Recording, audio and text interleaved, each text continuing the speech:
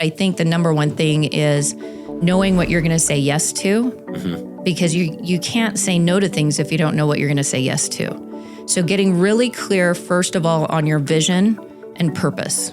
Like, what is it? Who am I? What am I trying to accomplish? And where is it I want to go? And when I know that, and I have that vision clear in my head of what that would look like and what I need to do, then it makes it really easy to go, no. Like, that's not going to happen.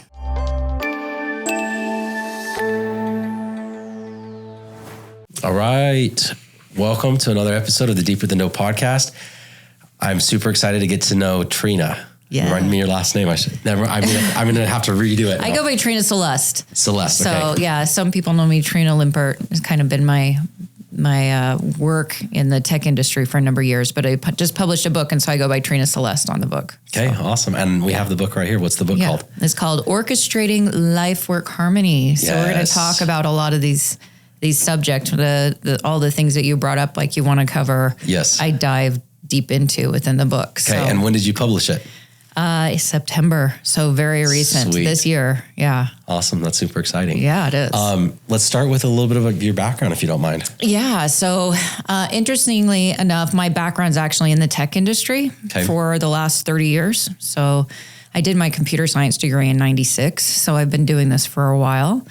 And a few years ago in 2020, I was working as a senior director of Oracle doing CX consulting, and started to realize that the nonprofit we had started was going to scale pretty quickly. So I stepped away from my corporate career and launched Tech Moms, and it's grown incredibly fast. We just graduated. Tech Moms? So yeah, I'll go quick through the Tech Moms stuff. So Tech Moms help women transition into the tech industry. There's a lot of barriers for women, whether it's childcare or financial need or even a network, right? Like I joke around, there's the bro club and then you got the bra club, which is what we're trying to create. I like that. So just we have a lot of fun with it, but we've put over 430 women through the program. We just graduated 75 last week. Oh, that's awesome. Yeah. So we're making huge life transformations. And what is the program? It's a 2-month program.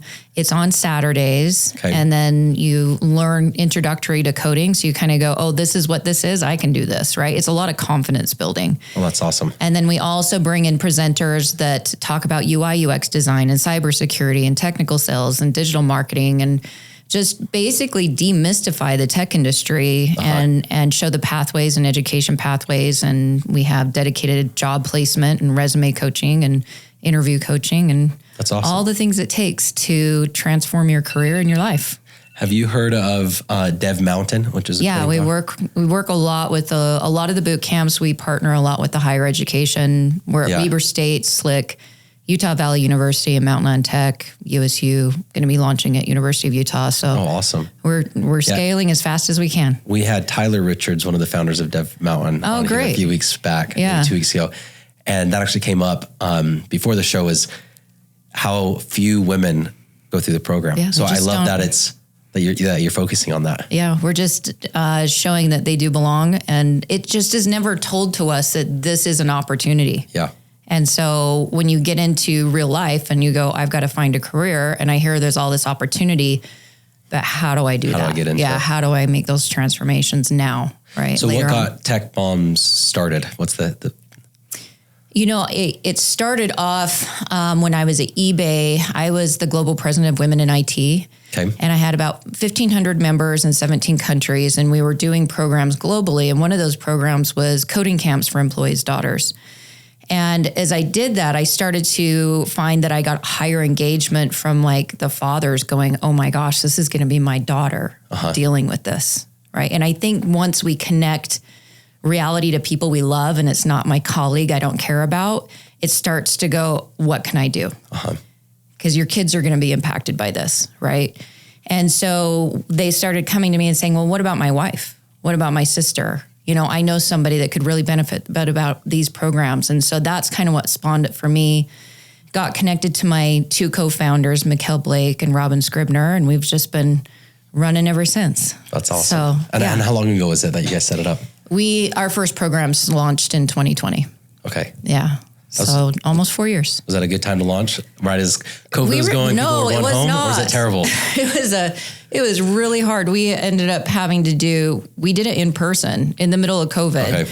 So face masks, we did temperature checks as they came in, social distancing. We had some of our technical trainers were like high risk, and our childcare would get sick. Yeah, I wasn't even thinking about the in person. Yeah, that's nice. It was not a great time. Not a great time for that. But I look back because there was a moment where like, should we do this? Yeah, and we all kind of went, yeah, we need to do this. We didn't know what was coming, and now that I look back and I start to see the opportunities that opened up for remote working and flexible hours, potentially, we're kind of shifting back from that, but it opens doors for a lot of people that don't have access, right? And being able to have some flexibility in technology. We say tech jobs are mom jobs because it allows more flexibility with your work schedule more often than in some of the more traditional roles like nursing and teachers. We have a lot of those coming into our program. I'm going, I can't do this anymore. Yeah. They're horrible jobs for moms.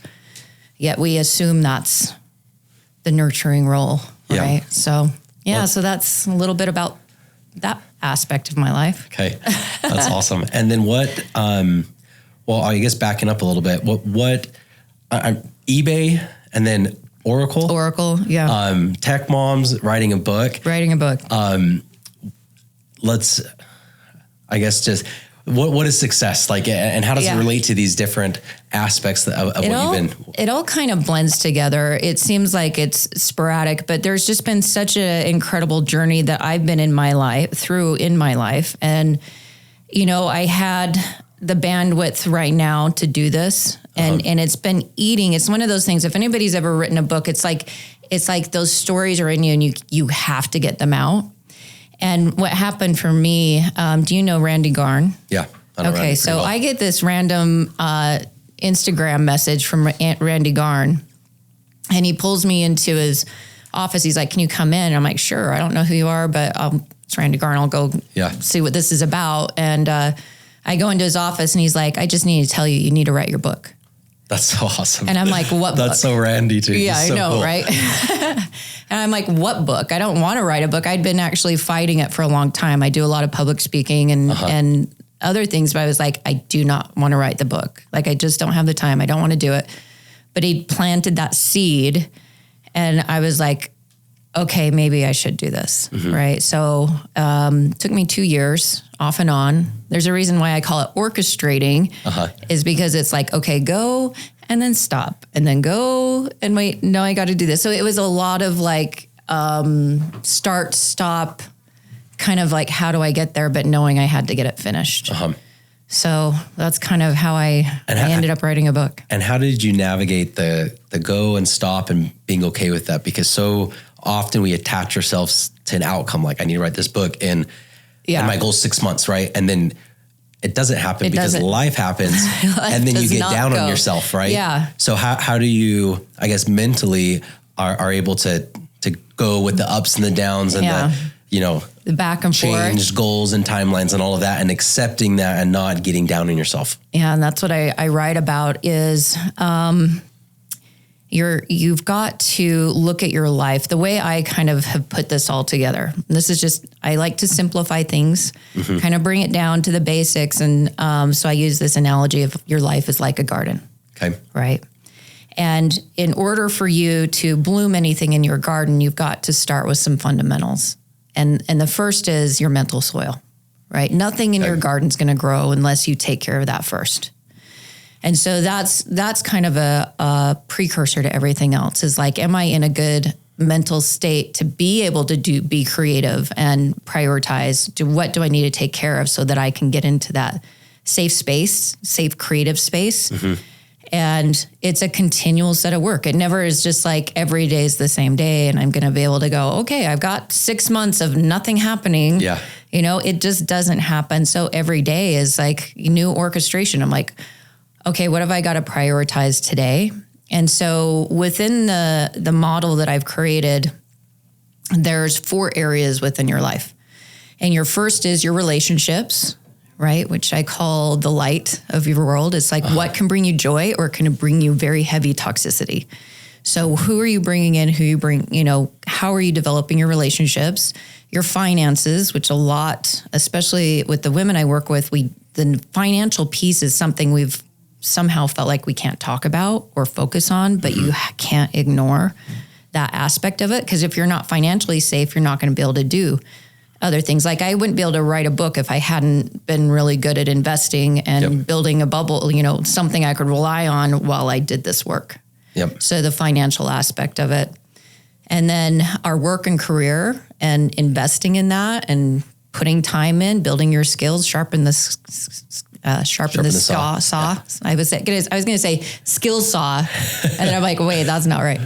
But it's just developing your career and knowing what that is. And then your personal development, your hobbies. Are you getting time out? Putting yourself in time out. I do that a lot. I'm like, okay, it's time for a timeout. I am not a happy kid right now. So learning to kind of step back. But, the last piece is around your garden, you've got to have fences. Okay. And so I have this, I grew up on farms, so I like goats. Okay. Right. So goats are fun for me. That's why there's a goat on the cover. But it's about keeping out the goats that consume and inviting in the gardeners that bloom and really evaluating your life that way. And so within the model, getting back to your question, is how do we prioritize each of those areas? And you're going to be orchestrating between all of those things all the time, right? Mm-hmm. It's not just this one thing now or this thing. It's not balancing. Balance is goat shit. That's what I like to say. Yeah. So how do you orchestrate between all those areas all the time and prioritize? So for me, I had to off and on go, okay, what's the priority? It doesn't mean it's a no, but it's a not now. Let me take care of Tech Mom's next launch, or, I've got this family issue coming up. I had to pause. This year actually has been really hard for me because my dad went through cancer. I wrote a lot of this book in ICU units and cancer and up at Huntsman, driving him back and forth to radiation, things like that. And so for me, it was, how do I orchestrate between my relationships and my father and his health issues and be writing a book? Yeah. I edited a lot of this from rooms, and I'd just be like, Dad, I'm here, but I can't talk right now. And so I kind of orchestrated those two things together as we went through that. You made it work. I made it work. Because you had two things that were very important. Very important, yeah. Obviously, you couldn't, you prioritized your dad. Yeah. So that's awesome. And that's what we're all trying to do, right? Trying to figure out that balance. So is there any, I guess, go-to strategies, whether it's a daily, weekly, monthly basis, to be able to prioritize, I thought this was number one priority, but maybe something else is coming interjects. Up. Yeah. And I think it's that. And there is, like, everybody's version of harmony is going to be different, right? There's not like a set template. I can't say you do this and then it'll all work out, right? Because there's just so many variables, so many things coming at us. But I think the number one thing is knowing what you're going to say yes to, because you can't say no to things if you don't know what you're going to say yes to. So getting really clear, first of all, on your vision and purpose. Like, what is it? Who am I? What am I trying to accomplish? And where is it I want to go? And when I know that, and I have that vision clear in my head of what that would look like and what I need to do, then it makes it really easy to go, no. Like, that's not going to happen, right? And we need to get good with that. A lot of times, a lot of the individuals I work with, it's just really hard. Like, they feel like they're always supposed to say yes. Yeah. Right. Like, and going, it's a lot easier to have a conversation and saying, no, I can't do that right now because I've got to work on this. Yep. And so instead of just feeling like, okay, I'm just going to keep saying yes to everything and then figure it out. Yeah. And I mean, going to the first step of fertilizing the garden, right? If you say yes to everything, what are you going to fertilize? You're going to destroy. Right? Yeah, you're going to destroy your time and energy and everything else. And I think most people don't have that. They haven't taken the time to be like, this is what I want to do. Yeah. This is the vision. Yeah. For me, it was seeing a therapist. Therapist helping me do that. Asking friends and family, like, what do you think my core values are? And then I threw them in a spreadsheet. And then I wrote my own obituary. Right. And there's different like activities that I did that really helped me hone in on, this is what I want for me. Yeah. And then that translates to this is the business is just a vehicle to help me achieve that mission statement. Get to that vision. Yes. Yeah. Is there any other, I guess, tips or tricks that you would recommend to the listeners on like, this is how, if you don't have the vision and it's not super clear, this is what you should start with? Yeah. I use a model in here called VCA that I learned with this organization called the Global Hunger Project. So back in 2016, I took a trip with eBay to Senegal, Africa. Seems like kind of crazy, all the way to Africa to learn some really critical life lessons, actually. And one of them I learned is they use this model called vision, commitment, action, which is you can't completely transform and create self-reliancy for tens of thousands of people without getting everybody to the same vision. Right. And like, if you think about that with your families, how do you say, well, this is what's important to me. This is my vision. Here's your vision. How do we support each other? Yep. Right. And so it really ties into your relationships, how people pull together, how your business works together. That's why vision statements are so important, is because now you can align everybody to that same vision, but you've got to get everybody committed to it. And what I see happen a lot of times is like, here's the vision, but then I keep getting distracted, right? The goats of distraction that are pulling me into, come do this for me, or, hey, what about this? Like, what's the vision? Does it align? Yes or no? Right. And stay committed to that. So like, even in the work that we do with Tech Moms, it's really important for us to say, get that new life vision in place and commit to it. What's it going to take? You're going to have to start less time with kids, which I know it's like, I feel like I'm a bad mom. The mom guilt's a real thing, but think about the benefits that are going to come long-term. Think about what your family's going to be better because of that investment. And so you kind of have to shift those mindsets. But then where it really gets hard is in the action part, the day-to-day grind. Yeah. Right. It's like, oh, okay, I got to keep going, keep motivating myself. How do I self-motivate? How does that work for me? And so I think just going back to, do I have a commitment problem? Is it in the action side? What is it that's keeping me from achieving the vision that I originally was heading towards? Yeah. And so do you guys kind of tackle that in the Tech Moms course at all, of the mom guilt and the, it's going to be a hard journey, but make sure you see the vision. Yeah.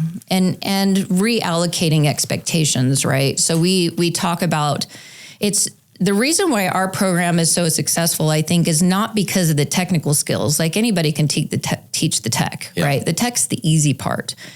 It's the camaraderie, the community, the building of each other, the understanding, the opening of mindsets. Like, that is the power of the community that we've built. We joke around a little bit because I use this line saying, hey, once a tech mom, always a tech mom. And I believe it. I'm like, it's a little bit like a cult, but a good one. Yeah. Right. Where it's like, hey, you've got this group that's going to be there for you, pull you together.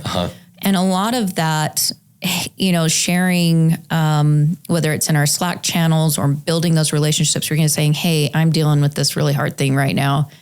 How did you deal with this? And just being able to have those conversations instead of feeling like you're on your own. When you feel like you're isolated, you're not going to be successful. But when you feel like, okay, I'm not the only one dealing with that, right? You see higher success rates. And I imagine that's a huge differentiator for going with your program, right?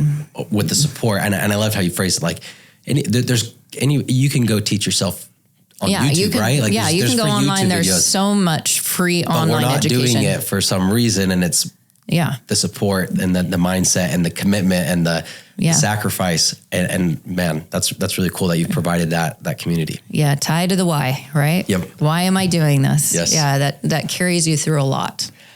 In writing your book, did you have other ideas? And I guess before you settled on this topic and kind of, well, one, let's start with that. Did you have other ideas? Like, what do I want the purpose of the book to be? And then how did you hone in on this one?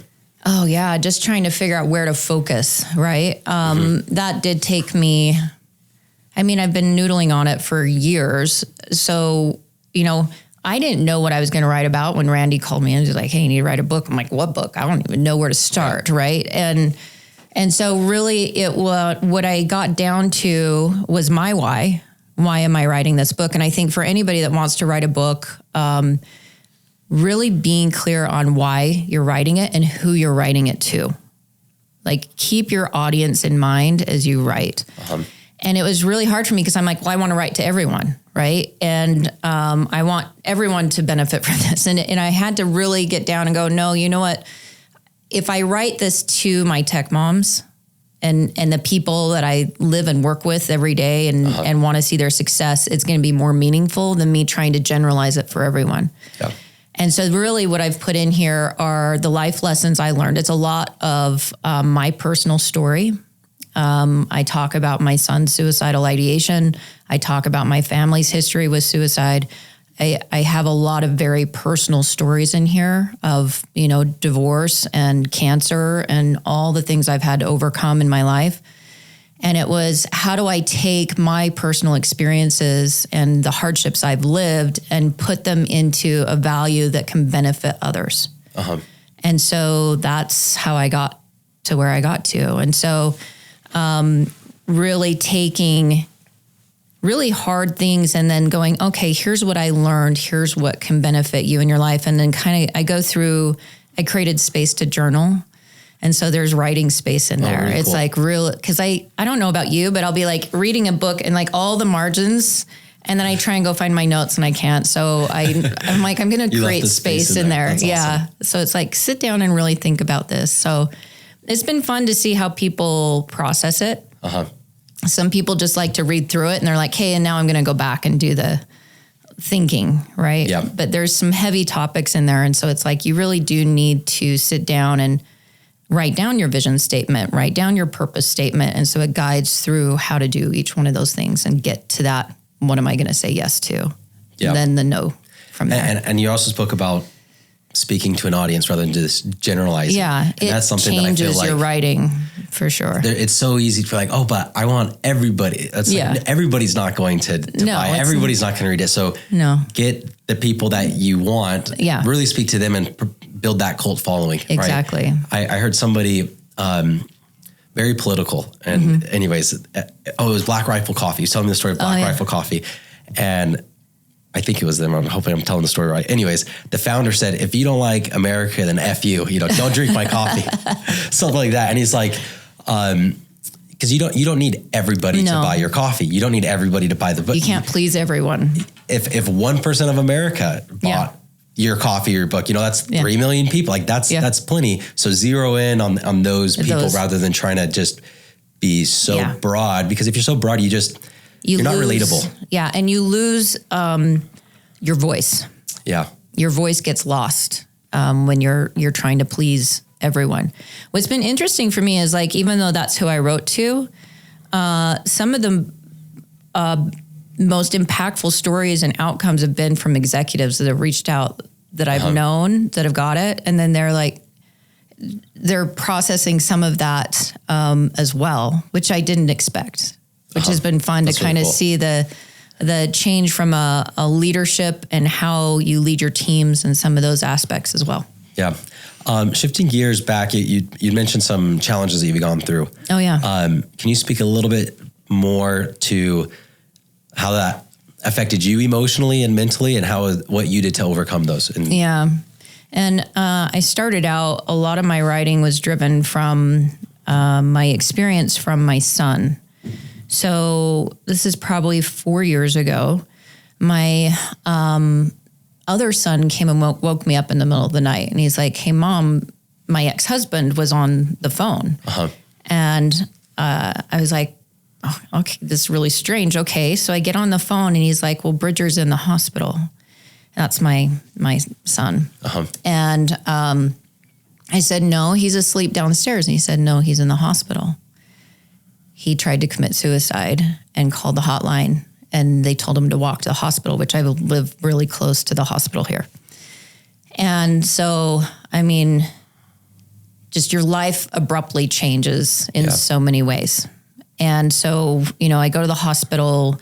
We end up, fortunately, he was a heavy reader, and he read a book talking about calling a 1-800 hotline. Okay. And that's how he found out and made the phone call, thank heaven, right? Yeah. And so going from there we checked him into Huntsman. He spent a few weeks there, which is such a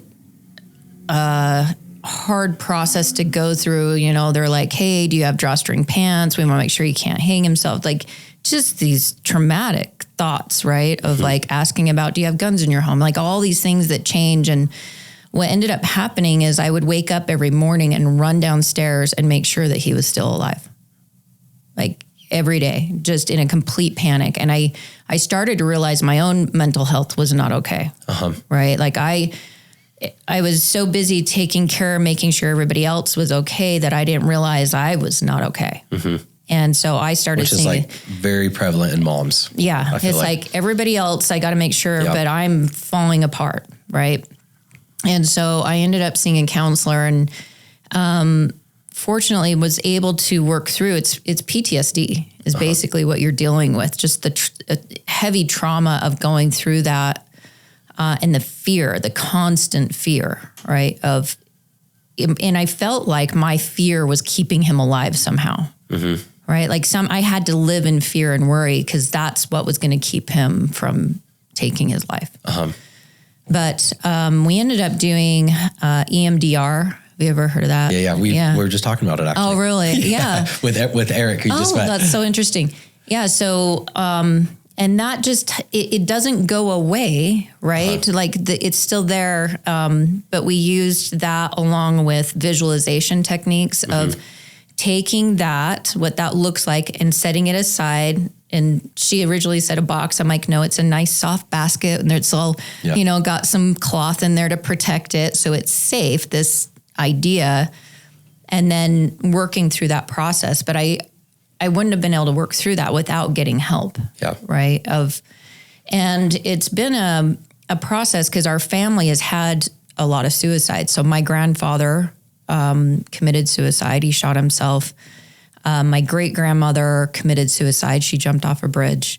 Like there's just been this heavy of mental health issues that have just been existed in my family since I grew up. Like I grew up with this idea of suicide and that it exists and has impacted our family, but we never really talked about it. Yeah. Like it's very taboo. Oh, very much so. And I was talking to my father as we were driving, he passed away just a few weeks ago. Sorry to hear that. Thank you. But we had a lot of time to talk as we were going to all of his radiation and some of these things. And I was asking him this question of like, even in our family, why did we not ever talk about these things? Why do we feel like we have to keep it so quiet and that it's like, there's this heavy shame associated to the fact that mental health issues exist or that we're dealing with those and the fact that we need to start talking about them. And he's like, I don't know why. Like, you just don't, right? Yeah. It's just it was never, I don't think he'd ever really thought about it. He's just like, we don't talk about it. Yeah. And so, it's just a scary thing. Like what if you do talk about it and then because that's putting it in people's minds, that's so illogical, though. I agree with you. The more you talk about it, the more it's like people are open. Because if you don't talk about it, you're like, I don't want to tell anybody that I'm having these thoughts. Yeah. Because nobody else is having these thoughts. When in reality, they are. There's a bajillion people. Yeah. And the more you talk about it, the more it gives other people permission. So, I know it's easy to justify not talking about it because there's a million different things, I don't want to, but it's really just, we're scared of it. We are. Yeah. And it is a scary thing, right? Yeah. And rightfully so. It's didn't, and I appreciate it. I had a woman that read the book and reached out to me and she said, this was very timely for me because she was a caregiver for her grandchildren and her 10-year-old grandson was having suicidal ideation and she had to check him in for care and suicide watch. And she said, what I appreciated the most is to acknowledge that it doesn't just go away. That this is a process, right? And since then, we didn't just go in and it went away. We went in, we did the initial work, and then a while later, we had to go back in and get more help. And it's been an ongoing, continual counseling, every week or 2 weeks, just to make sure that the behavioral changes, different medications, like it's a long journey. Yep. It doesn't just stop. Right. And I think accepting that that this takes time, it takes effort, it takes engagement to understand it. And I always, the one thing I remember is like, well, I just want somebody to tell me why. Why is this happening? And you don't ever get that answer. No. There is no, this is why it's happening. So therefore, then we can do something about it is kind of what I was thinking. But that just doesn't exist. It's not a valid question, but it's one that is driving me like, just what's at the root of all of this, right? Yep. Then I can fix it. Like, if I know it, then I'm just gonna. Then I can just do something about it. That's the entrepreneur in you. It is. Let me fix it. Let me just fix it. I'm very logical. Like, okay, now I can put a path to fixing everything, but it just doesn't exist. And it's going from let me figure out the problem so I could fix it to I'm just gonna accept it as is and do the best I can. Yeah. And just know that it's always going to be there, which sucks that we can't ever fix it. No. And just knowing that we'll never be able to fix it, and that's fine. And it's one thing that I can say is that the relationship with my son and I has changed drastically. And in those conversations with counselors, learning how to communicate, how to ask the questions the right way, not in a, like, I want to know the answers, but knowing there isn't one, and being able to check in a safe way and have conversations more openly where he doesn't feel like he has to hide it, And so, not easy, but has built our relationship very differently than I think we would have had before without that help. Yeah, because it gets you straight to vulnerability. Yes. Right? Very much so. And then it's just raw emotion, human connection, which is, even if it's over something negative, it's a beautiful thing that you could connect with somebody else like that. And I'm glad you brought boundaries. The one thing that we had to recognize, my son and I, is that I had to say, I can't, because he started sharing some of the suicidal ideation, like the severity of it, right? And that was causing trauma in me. Yeah. And I had to say, I can't hear the details. Like, for me, that was like recognizing the emotion that was happening for me when he was being open, and I want to hear, I want to know how he's doing, but I can't, I have to put a boundary in how much I can or else handle. You won't be able to help him. Yeah. If you're mentally drained and exhausted, then you can't provide that support. So that's completely justified. It's being aware of your own emotional state as you work through, and being willing to go, okay, we got to pause this conversation. Yeah.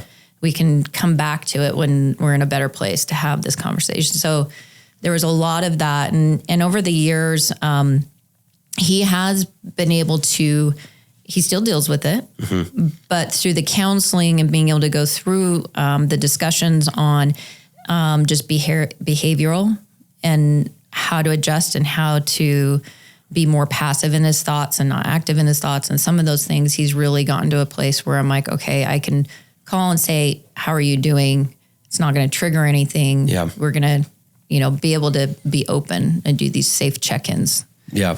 Over time. One of the meditations that I listen to frequently, the philosophy of it is we aren't our thoughts. Thoughts come and they go.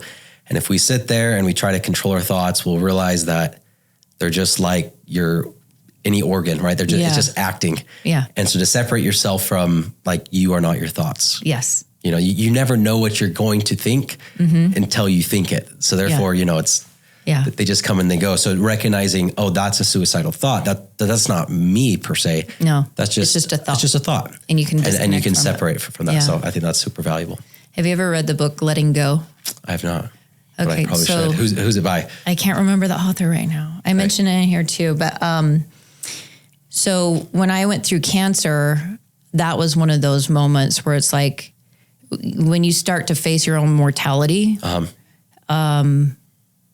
I was losing it. Like that for me, it was like, I would just wake up in sweats, right? Like, this is the end. This is going to be it. And I had a friend of mine that lost his son to cancer, and he referred this book called Letting Go.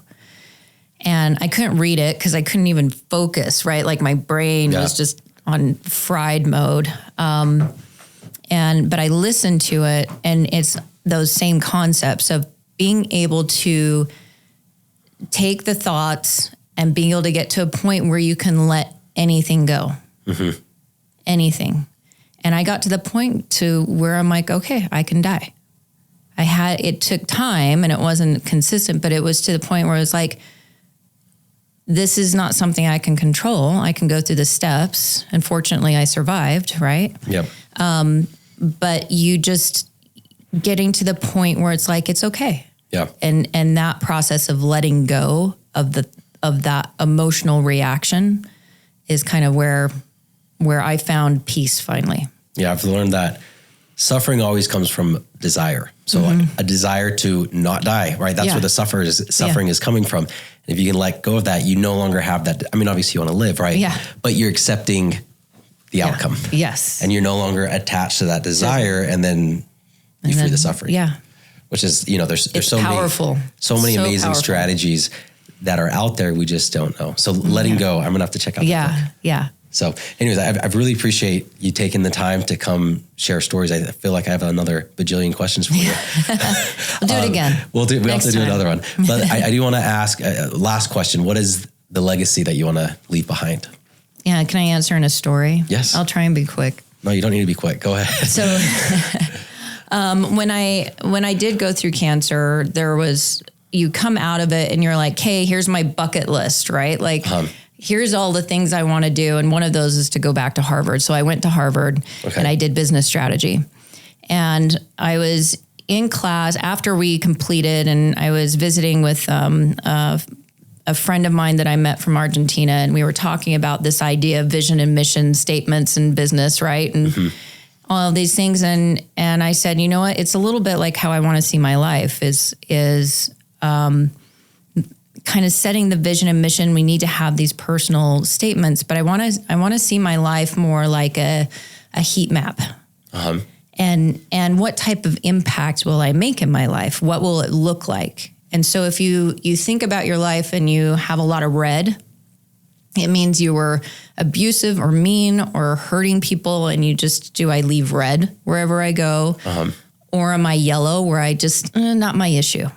Right? I don't need to do anything about that. That doesn't impact me. I don't need to do anything. Right? And just being neglectful of others. But the color I like to have, I call it bright Trina blue, is I just want to be able to say, okay. That's the color that you're wearing, right? Yeah. This is Dirty Dough Tech Mom's color, right?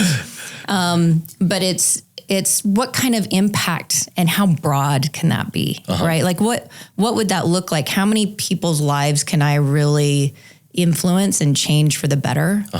And it really does. Once I said that and I started, getting that idea in my mind, that's when I was like, that's what it took for me to leave the golden handcuffs of a corporate job to go build a nonprofit, right? And rely fully on savings and going, okay, what the hell am I doing, right? This is not... It's a big leap. It's not logical. Yeah. It's based on that, what impact can I leave behind and what legacy can I leave and how big can I make that, right? I like that. I would love to see tech moms around the world. A follow-up question though. Yeah. That could be a hard one. So we have the heat map and we want to leave the most blue possible. And then you define that as bettering somebody's life. Yeah. Can you define that? What does that mean to better somebody's life? It can be very simple, right? Like I remember my dad telling me, grow up, just say hello to somebody. I mean, it can be that simple. Just leave somebody with a positive feeling, because people remember how they felt with you, not what you said sometimes. And so it's like, how do I make people feel, and how do I influence that? And it might be my example. Like I may not even meet somebody, but just somebody's watching too. Yeah. So that sometimes makes me feel a little creeped out, but it's can happen in a lot of different ways. And I think it's just being aware. Changing other people's emotions to more positive More emotions. Positive, yeah. Like, I like being able to lot. flip the switch maybe. And just saying hi is enough. Just acknowledging the cashier checking you out at the grocery. Yeah. Anyways, awesome. Well, I appreciate your time. Thank you for sharing everything with us. How can listeners connect with you? Yeah, so my website's trinaceleste.com. Okay. And can get a hold of me there. And then I'm on social at Trina Celeste and on LinkedIn, and find me pretty much anywhere. So, yeah, thank you. Sounds good. Thank you for having me. We look forward to connecting. Thank you.